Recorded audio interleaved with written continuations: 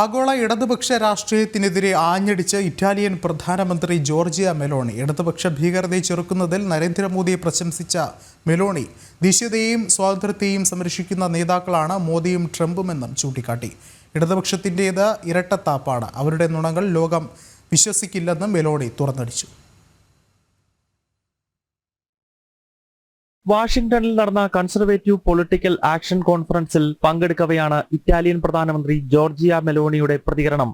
ലിബറലുകളുടെ ഇരട്ടത്താപ്പ് ജനം വിശ്വസിക്കില്ലെന്ന് പറഞ്ഞ മെലോണി ആഗോള ഇടത് രാഷ്ട്രീയത്തെ രൂക്ഷഭാഷയിൽ വിമർശിച്ചു.